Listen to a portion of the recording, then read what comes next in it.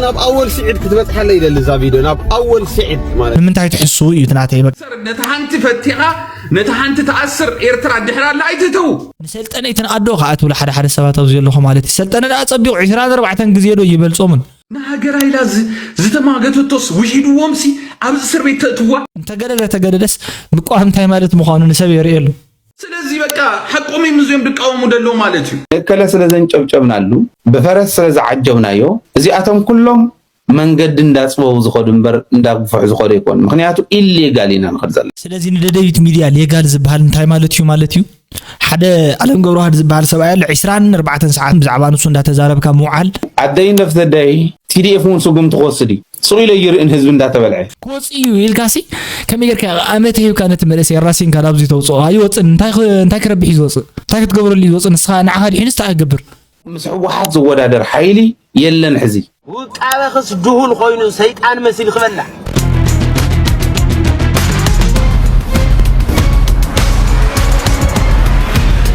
እኔ ማይበቂም ክትባዶ ማይበቂም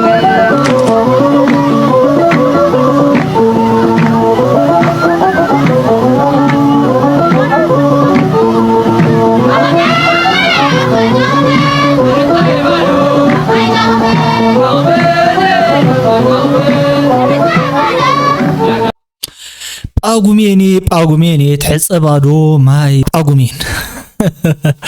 ጽቡቕ ዝኾነ ዝኽርን ትዝታ ነርእየኩም ኣለኹም መብዛሕትኩም ማለት እዩ ሸታሓት ሓዚ ተጻወተ ሰብ የለን ከክዳንካ ውፂኻ ማለት እዩ መን ዕሪ ዳይቭ ገበረና ኣብዚ ቃላይሲ ተጫዊትናን ሓሚስናሉና ዝዓበናሉን እንነብረሉን ዝኾነ ባህልና ምቁርን ጥዑምን እዩ ኣብዚ ሎሚ ሶሙን ማለት እዩ ኣብዚ ቅነቅነ ጳጉሜን ዕለት 3 ጳጉሜን 13 ወርሒ እዩ በኢትዮጵያውያን ኣብቲ ዕለት 3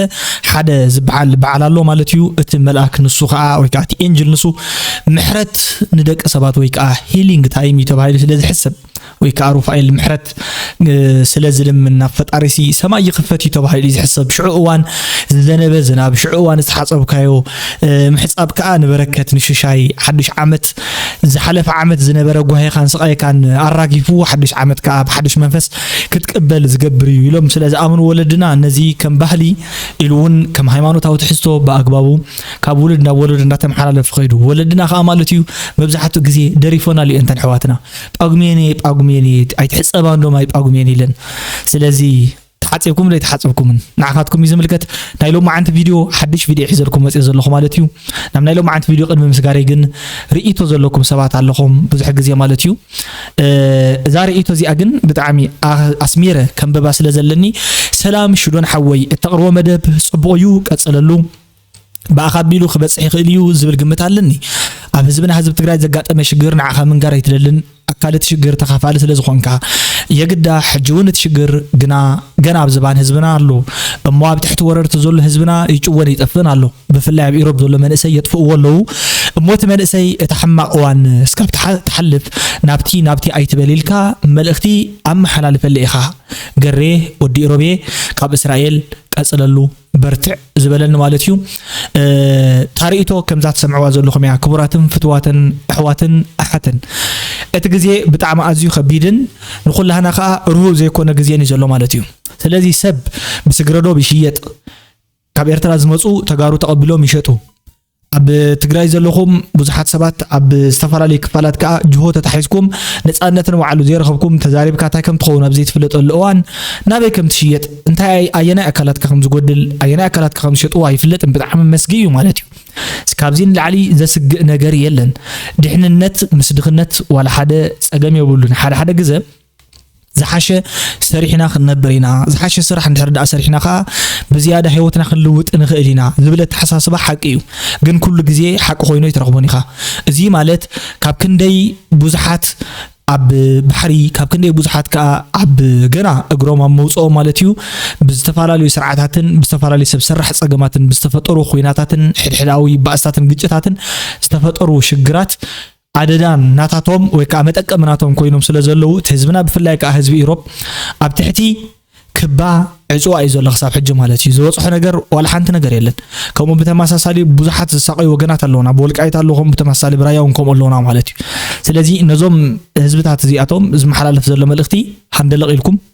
ኣይተውፁ ሃንደበት ዝብል መልእኽቲ እዩ ማለት እዩ መሓላሊፍ ኣለኹ ገሪሓወይ ብጣዕሚ ይቀኒየለይ ከምዚ ዓይነት ሓበሬታታት ክትልኡ ክትኽእሉ ኢኹም ወይ ከዓ ሜንሽን ክትገብሩን ትኽእሉ ኢኹም ኣብ ቲክቶክ ዋላ ተይተረፈ @ሽደን ሪኣክትስ ኢልኩም صحافو سمعي مالتي فرقة طعمتي فرقة حسنتي حدار أو زدلخايو محدار تحساس أو زخونة إخلي ماي مساس الري زي يخرنا ورا يخري يكاتي تتنقى قبل سنكاتي مقاويت نقص بلان وهابيت ميازيا وطيكا محازيا قنوات انجرا مقدس واتاوت سنة نقبار تبلو وي أنا حملة الحلو كومنت نقدفلو كومنت تخون لك أو كومنت قروا نحاسة كندي لز فلسة كم جوت الحاسة آمين يوصلنا خسالات أقومن يتصحنا نوصبق زمن أتقول هناس كنول آمين آمين آمين آمين آمين آمين آمين آمين آمين سوزي عيني يسكي حبيب الناس الأوهر كل وصف زحله صحيت وأنا نزهر نعيد أنا وخينه نعي بزحو أنا وخينه بتعمي أتحساسا بزخونة مالتيو زمن كم زبطحنا ززارب بفلاي كا أم ميديا وكل سب مالتيو قصون تيرأي وخون قصون دارأي كم زخمانا حقيرات تحاخروها نزبر سبات بملو كتم تبر ويكا عندبت ستحز تغير مالتون تأندبو تبل ملأخت تم حلالف حانتي سرح كوميدي أب ماستر انترتينمنت لغو مال سوزينينو ويلكم إلنا لنا هنا عبيين أخبار سنة تجرينيا أو قصة زخونة مالتيو صبغيو متولدنا خوينا سزانا قعنا له بينتن حجون زانا قعلو لنا بزخونة جزية كبينا هنا بينا كم زخيد ما خير سلا زين ورنا خاصوزين بس أنا إحنا خصاح حجاب كوميدي قتل لايك تخيل يومي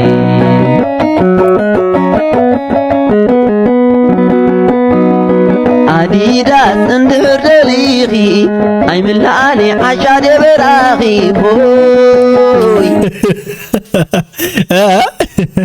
عديدات اندهر دليغي أنا داير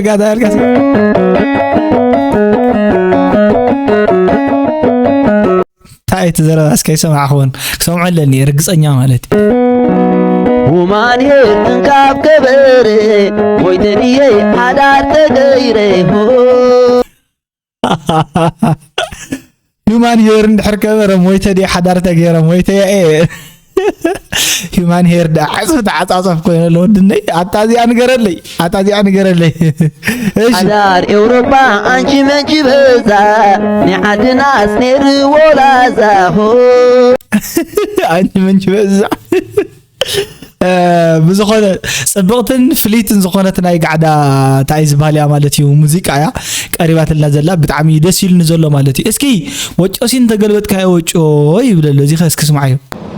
وقابخ تدحال بلاتا وقابخ تداهلو وقابخ دهول خوينو سيطان مسيل خبلا زيناتا عدد ايكونومي واوا دبلكا هذا كبكاش هادو انكان بملكو مكورن يلي سكر يلي بنا يلي زورت لها صغري نفس تغرخ صغري مكراس ولا مالك تدرب لا تمسحان تدرب نالت نماتا صغري يوم حارن تلهم زخا مالك رسي حقن له وا تبحجر يوا ده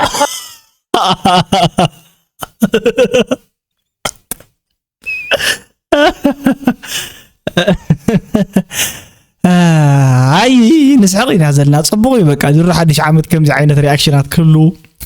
it's expected man صبغ نجري بقى دس يبلنا له بزخونة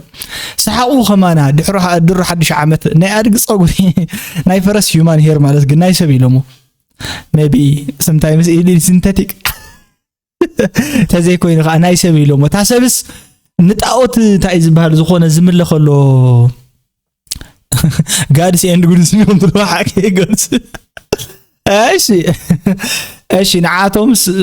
تعيز بهال زغبر يلوم ومسواتي يقرب تصغرا يلوم ودحرايس منفس مصين دحرا بهاري ركن ليت دق انسيو مبزحتن لوم زبهررا زلو اسكاو استبغسو يم زبلو زلو مو زيا نحسبنا لا نخين جزء إلنا جن يكوننا كم دي ببقى العين كتريات وانا أخن كي ويد حزا حكي أزيا ويا تملت جناس تملت جنا يبلك الله تبوح قرية يا أخي جنا تبوح قرية تجاني جنا إيشي هاي خوي نزيغة ولا أنا أي كنت أعرف إنه اللهم نتي سالنج ماجوريتي كل زلوا أبزخون نجر زي نتس نعوها تقولوا زلهم كرداكم كغلالو أنا سوق لايكم أنا كابز بيرترا تعرف سنتيم لميني أي فلتن بنفسي ما حدا 24 ساعة أبز متيوف قرايدو كم زدو كابينا حبر السبيق متيوف نعي كردا من قلايكر أجوغا كوميو صبوغ زغبره صبوغ انت زفده بعراي دقوا مسته إلهم ولدنا يمسلو تاي مالتيو بعراي حارسو زمصو يتدقوا كوميو ولد نحنا مبزحاتو غزه صقمات اللونا thank you for your service نا اغرغلوت كان غله خمس بحال ነገር በቃ ተግደፎ يلن ايت يصبو ايت منيو كمزي ايت تعدل قبلنا خلو خاطايم تمتينكي زبال ساعتسي ولا حد ነገር زي سرع حسابات ابتي محبرسب مبلع صقما مفطار ገለ ዝነور ሰባት ቲንኪ ትባሉ ትርኢ ሓደ ግዜ ዘመን ዳ ተገልቢጡ ይኾን ትብልሞ ወለካስ ተገልቢጡ ምክንያቱ ዘመን ዳ ኸም ደነር ኮይኑ እሺ ብዙኾነ ግን ንስኻ አይትሕዘን ከምዚ ኢልኩም ትትዛረቡ እንተለኹም ብዙሓት ሰባት ኣሕዋትኩም ዝጉድኡ ሳይለንት ማጆሪቲ ዝበሃሉ ከም ትንሱ ዝበሎ ሱቅ ዝበሉ ዝተፈራለየ ስንክልና ኣካል መጉዳእቲ ገለገለ ካብ ብዙሕ ሰብ ዘጋጥሞ ብዝተፈራለየ ኩነታት እዩ ብከምዚ ብድዕ ዝዛረበሎ ማለት እዩ ከምኡ ተረፍ ድሮን ዶ ተረፍ ዓሳዶ ገለገለ ኢልካ ትዛረብ ማለት እዩ ተረፍ ድሮን ተረፍ ዓሳ ኢልካ ምዝራብ ማለት ንሓውካ ተኣኻ ትብሎ ዘለኻ ብኻልእ በኋላ ተቃሊሱ ሕማቅ ጽቡቅን ከፊሉ ንዘጽንሐካ ሰብ ኢኻ ትጻረፍ ዘለኻ ተረፍ ዓሳ ኢልካ ንስኻ ፈጣሪ ሓደ ሰብ ክስደድ እንተሎሲ ዓሳስ ኣየናይ ጽቡቅ ተረፍ ይሞልኡ ኮይኑ ዓሳ ይቀትል ይመውት ይቀትለካ ድሮን ውን ትቀትለካ ኣካልካ ተጉደለልካ እምበር ካብዚ ዓይነት ከም ጽርፍ ጌርካ ቆጽርካዮ ከምዚ ክትዛረብ ማለት መልሲ ካብ በለልስ መልሲ ክቦ ኢልካ ትዛረብ ብጣዕሚ ዝሕዘን ፍጻመ እዩ ከምዚ ዝበሉ ሰባት ተጉሂኹ ማለት እዩ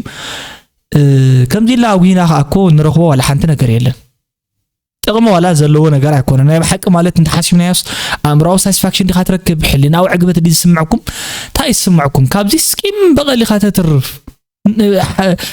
ልብኻ ይዝሐርር ማለት ትክክለኛ ከም ዘይነበርካ ኢኻ ትዝክር እዚ ክትሓድኑሉ ዝግባእ ነገር ይኽብራትን ፍትዋትን ሓዋት ማለት እዩ ንቀጽል እስኪ ናብ ኣወል ስዒድ ኣብጽሕለ ይልና ናብ ኣወል ስዒድ ክትበጽሐለ ይደል ዛ ቪድዮ ናብ ኣወል ስዒድ ማለት እዩ ኣወል ኣብዚ ግዜ እዚ ቃላት እንዳመራረጽካ ቃላት እንዳሰፋኻዕኻ ንብዙሓት ሰባት ተደናግር ዘለኻ ሰቢኻ ንብዙሓት መንእሰይታት ታለል ዘለኻ ሰቢኻ ዋርኒንግ መጠንቀቕታ ተካደል እንታይ እዩ ምናልባት ግዜኻ ክኸውን ይኽእል ሕጂ ማለት ኣብ ትሕቲ ህግደፍ ኢኻ ዘለኻ ገንዘብ ክውጉኻ ይኽእል እዮም ዝና ረኺብካ ክትኮን ትኽእል ኢኻ ገለገለ ሸይ ክትብል ትኽእል ኢኻ ሕጂ መጽሓፍ ቅዱስ ከምዚ ይብል ንኹሉ ግዜ ኣለዎ ይብል ኣብ መኽበብ ያ ናይ ሓዘን ግዜ ኣሎ ናይ ሓጎስ ግዜ ኣሎ እዚ ናይ ሓጎስ ግዜ ይንዓኻ ኣብ ልዕሊ መንእሰይ ኤርትራውያን ብጣዕሚ ትላገጽ ኣለኻ ብጣዕሚ ትፃወት ኣለኻ ብዙሕ ድራማታት ትሰርሕ ኣለኻ ማለት እዩ ገንዘብ እናተኸፈልካ ብዙሕ ድራማታት ትሰርሕ ኣለኻ ነገር ግን ኤርትራ ምንታይ ኩነታት ክንደላ መንእሰይ ኤርትራ ምንታይ ኩነታት ከሎ ከም ዘሎ ኣይጥፋእካን ኣጸቢቕካ ትፈልጥ ኢኻ ተረዲኸንኻ ኣነ ሓደ ነገር ይድብለካ ዓቂንካ ተዛረብ ሙሉእ ሓቂኻ ተዛረብ ተረዲኸንኻ በቃ ኣይተሓስቡ ሕጂ እንታይ ኢኻ ተርእና ዘለኻ ብዝለንቀነ ነዚኦም ሃገር ከዲዖም ዝነበሩ ምሕረት ተገይርሎም ዓዶም ዳኣተው ወይ ድማ ፌመስ ፍሉጣት ሰባት እንዳምፅኻ ሚድያ ትማሊ ከምዚ ነይሮም ከም እናበልካ ቃለ መጥያቕ እንዳገበርካ ሲ ሰባት ክትሽክዕ ወይ ድማ ክትታልል ትሓስብ ኣለኻ ዋላትዮም ኣብቲ ምድጋፍ ዘለኹም ሰባት ላንጋላንጎ ኢልና ኮይና ኢለ ኮይ ኣነ ሕጂ ንሳቶም ከዓ መፅኦም ጽቡቕ ዘረባ ዝዛረቡ ጥዑይ ዘረባ ዝዛረቡ ማለት ልብ ዘለዎም ኣእምሮ ዘለዎም ናይ ካልኦት ሰባት ጸገምን ናይ ካልኦት ሰባት ጓህን ዘየጉህዮም ማለት ዘይሕጉሶም እንተዝኾኑ ቶም ሰባት እዚኣቶም ዋላ ሓንቲ ጸገም የብሎምን ግን ከይድካ ዋላ ናብቲ ውሽጢ ዓዲ ኣትዮም ጽቡቕ ለውጢ ንኸምፁ ኣብ ክንዲ ዝሰርሑሲ ከይዱ ኣትዩ እንታይ እዩ ዝብለካ ማለት እዩ رأي عندك واتقرأي من ولا حانت أجمع زي مالت حانت نجار زي بقولهم نحنا جن زي خل لنا يلي حسوا مالتي إنترنت بزبل العدي هتقمت كم يقدر كهات حسوا أنا استحسوتكم من وعلى خميلي أبلود زجبر تعميو زد النق لومي حدا حتوتات الله سب حدا ونا يكونن 100 حتوتات الله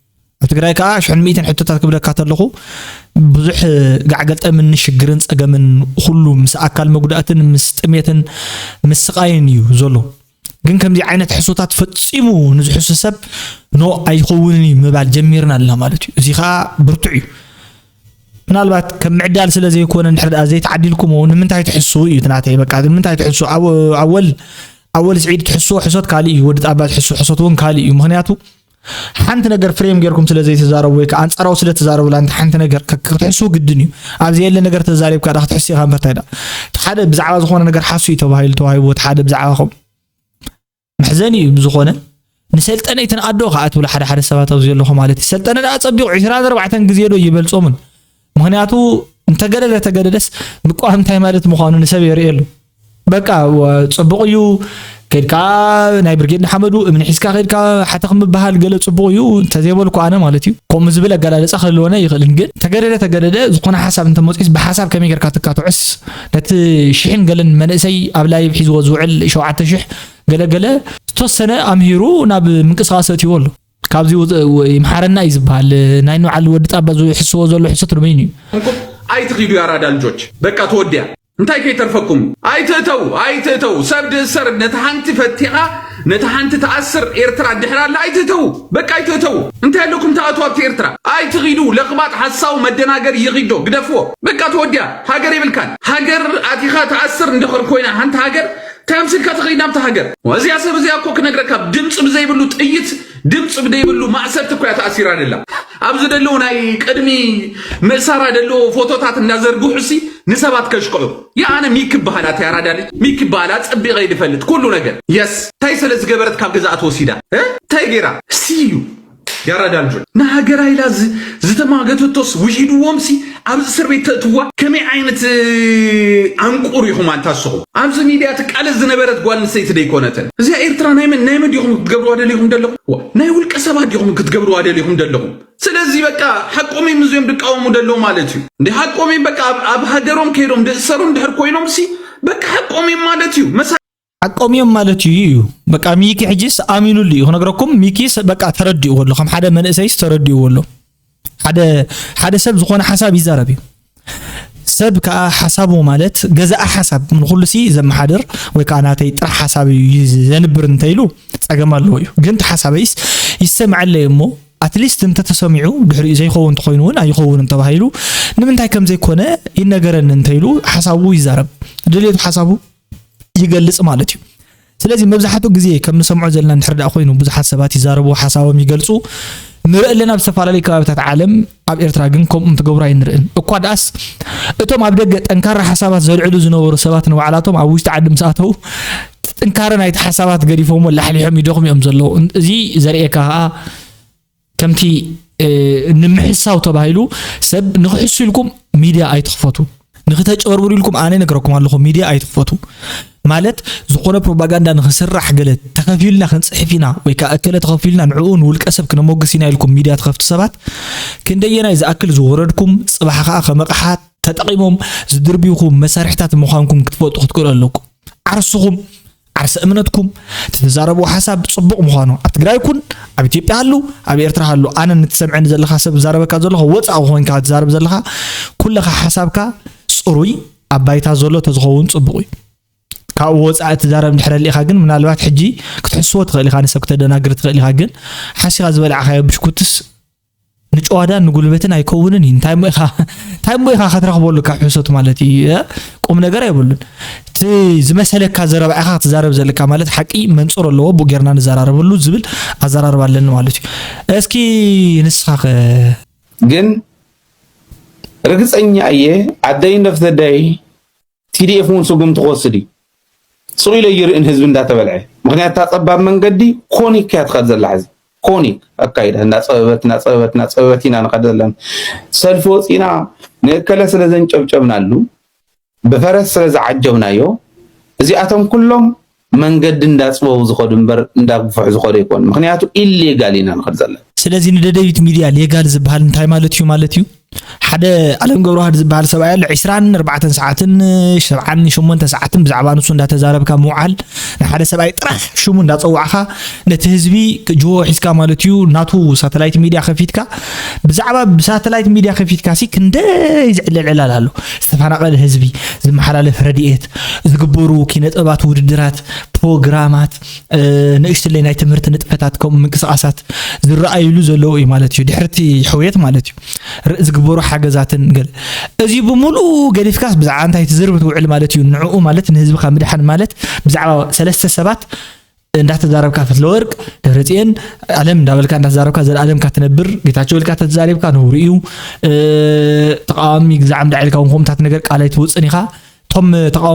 ተቃወምቲ ሚዲያታት ዝበሃሉ ቲፒኤም ብራኸ ግዛዕም ዝብሃሉ ድማ ደጋፊ ዝኾነ ወይ ከዓ ምሕድ ኣብ ስልጣን ዘሎ ሰብ ኣምፂኻ ኢንተርቪው ምግባር ነውሪኡ ከምዚ እንዳገበርካ ንትምርሑ ዓዲኻ ሕጂ at the end of the day ዶ ኾጽዩ ዶ ገለገላ ይወጽን ኮሚልካ ሳይተራሱ ነው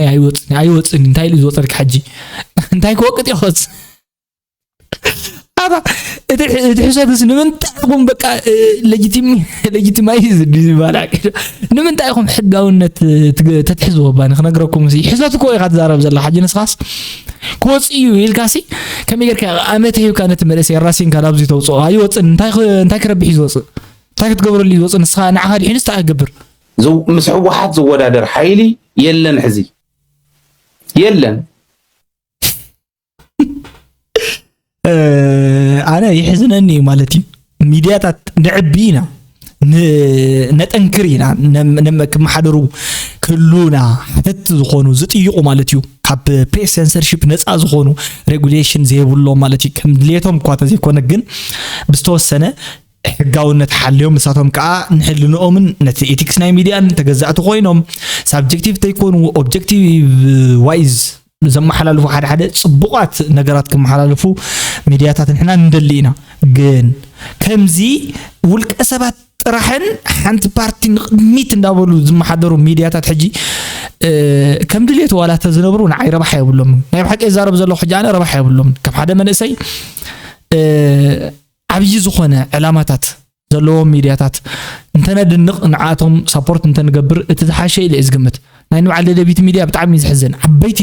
ተኸተልቲ ዓበይቲ ሰሓብቲ ገለ ሃልዮም ካሲ ተመሓላልፎ ፕሮግራም ግን ናይ ሓደ ሰብ እዩ ውልቀ ሰብ እዩ ማለት እዩ ብዛዕባ ውልቀ ሰብ ዝዛረብ ትውዕል ጽቡቕ ሓሳብ እዩ ብዝኾነ የቐኒየልና ኢና ንብል እንታይ ምኽንብል ካሊ ይብለካኒ ኣነ ብዝኾነ ግን ንዓኻ ርእቶኻ ሰሚዑ ህዝቢ ናበይ ከም ዝኽይድ ናይ ባዕሉ ግምት እዩ ዘለዎ ርእቶኻ እንድሕር ሰሚዖምካ ቀጽለሉ ከምዚ እንዳገበርካ ናብ ጓህሪ ትጠብሶ ዘለኻ ህዝቢ ከዓ ድሕረ ደጊም መንእሰይ ማለት እዩ ሰሪሕ ንኽበልዕ ዕድል ክመቻቸወሉ ክእል ኣለዎ ሓፈሻዊ ዝኾነ ንቕሓት ንኽውንን ዝሓተቱ ሕቶ ብኣግባቡ ንኽምለሰሉ ከዓ ሰፊሕ ዝኾነ ናይ ሕቶ መድረክ ክዳለወሉ ክእል ኣለዎ ተተኻኢሉ ኩሎም ብሓባር ዝገብርዎ ኣኼባ ተፅቢት ይግብር ማለት እዩ ኩሎም ዝሕተቱ ሕቶታት ንኽምለሱ ዘይምለሱ ኮይኖም ከዓ ግዜ እናፈትሖም ይኸይድ ዝብል ግምትን ኣምርን እዩ ዘለና እምበር ከምተናትካ ወድናትካ ሕጂ ኣነ ተዳናጊሩ ዝንቀሳቐስ ሰብ ኣሎ ኢለ ትፅቢት ኣይገብርን እየ ክዳናገሩ እውን ትፅቢት ኣይገብረሉን እየ ምክንያቱ ካብ ተመክሮ ንእሽተይ እንተወሓደ ተማሂረሉ እዩ ማለት እዩ ናይ ሎማዓንቲ ቪድዮ ነዚ ዝመስል ነይሩ ክሳብ መወዳእታ መደብ ተኸታተልኩሞ ኣብ መወዳእታ ድማ ዕጋብ ዝበሃል ርእይቶ እንተለኩም ኮይኑ ኣብ ናይ ኮሜንት ቦታ ጻሓፉ ናይ ሎማዓንቲ ቪድዮ ግን ነዚ ዝመስል ነይሩ ርሑስ ሓዱሽ ዓመት ሰናይ ቀነ ብሩኽ ዝኾነ ዘመነ ረሃዋን ዘመነ ሰላምን ኩሉ ሰብ ከዓ ጽቡቕ ዝሰምዓሉ እምበር ወረኺናትን ወረውግእን